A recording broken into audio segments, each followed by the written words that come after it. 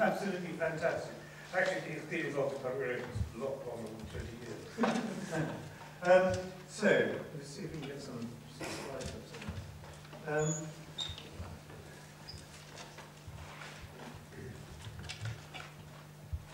don't know if you can see these. Not that it matters a great deal. Is there a way of making this work like that? I use some technology, I think. I don't use technology, I do the internet. Excellent.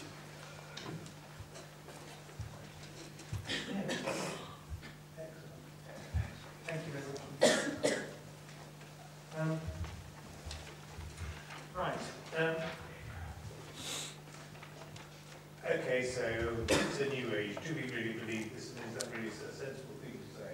Well, let me take you through some of the things that I think are really sort of shaped my view of this. The first one is that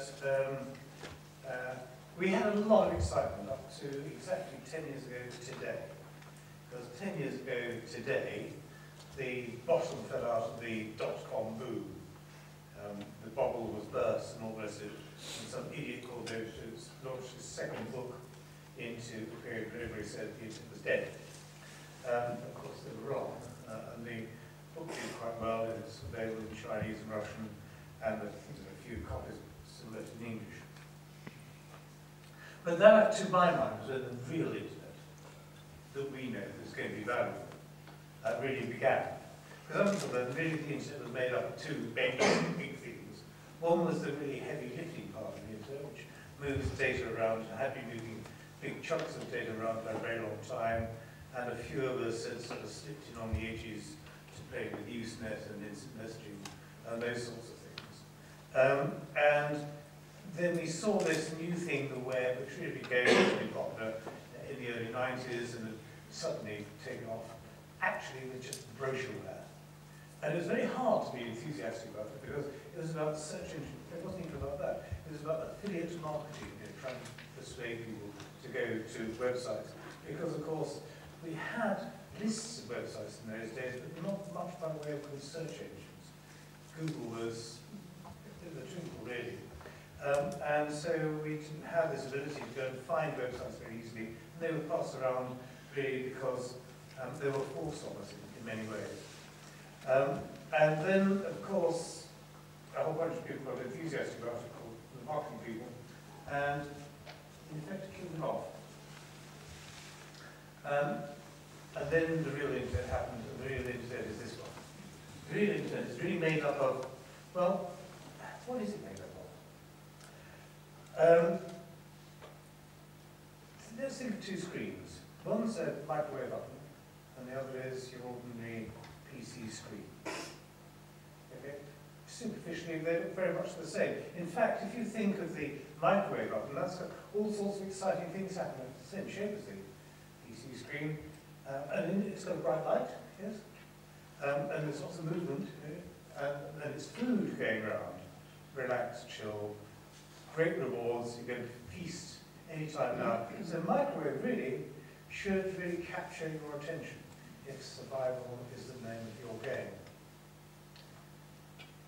Same shape. Here we have the screen of a PC or a laptop. And that's got bright lights too. And it has movement as well. And then it has words and pictures and shapes and represents hard work. You have to keep pressing keys to make it happen. Why should anybody want to spend less than a minute watching a microwave and several hours every day looking at a PC screen? What is it that's behind that screen that so absorbs us all? Well, perhaps we ought to go and look at what really drives us and makes us look at this machine. It actually meets many of the basic human needs that we have. Yes, certainly it's got movement and colour, which very, very primitive animals worry about. It's about fight and food. But the internet also provides us with food for the curious, very curious human mind. And this animal that is so social, the human animal, social animal. But more than that, it helps us do something that we do really well. If you think about it, what mankind does all the time is it keeps extending its physiology. You know, for example, we want to go faster than our legs will carry us, so we tame a horse or invent a bicycle or get on an aeroplane. We want to extend our physiology.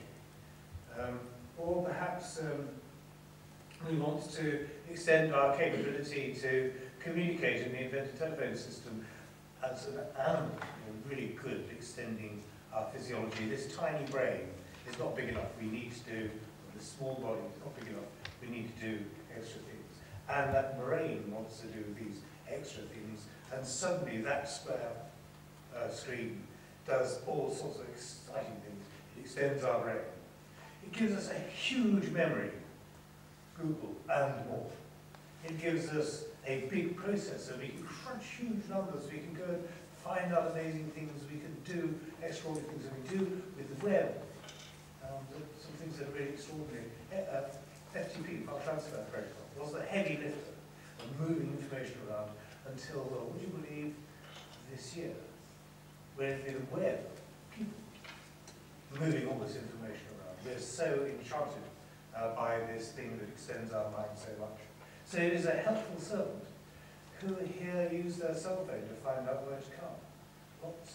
Who here use their laptops while they're watching television? Lots. It's just part of now becoming more and more part of life. And the internet is now escaping from the box. It is escaping into the cell phone. It is also escaping into, well, the equivalent of noise to come.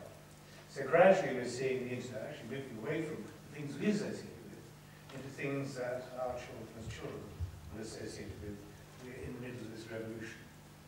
So it's a very helpful servant, and I have to tell you, it is better than herding cows. It is a servant of our species. So, was it marketing or PR? I'm going to ask you to choose. Is it about knowledge or brand? Is it about exploration or received wisdom? Is it about influence or subservience, relationships, or things, value or price? And that's what happened 10 years ago.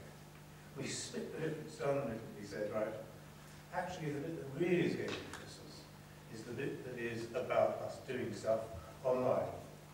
So marketing led to the .com bubble and bust, and perhaps it's about human need that is so important about the internet because it helps us extend our physiology.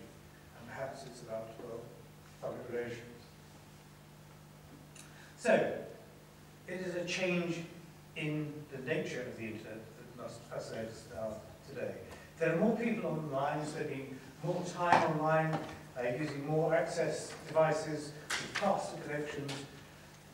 And if you go and look at the numbers, go and look at Alexa.com and put in websites, and you see that in general, even websites like The Guardian and the BBC, over a long period of time, you see actually the numbers of people accessing are in decline. How can this be? All these extra people, fascinating. It's extraordinary. If you look across all websites, the actual amount of traffic to all websites is in quite serious decline, except for one type of website, and that is the website that has huge interaction or huge knowledge at the end of it that we can use as this specialist animal, this human being. Google, YouTube, Facebook, Twitter, blogs, eBay, Wikipedia. People use the internet in relationships and to do relationship things. That's much more interesting. This says to me that the website era is in decline. It is, as it always really was, website exploration.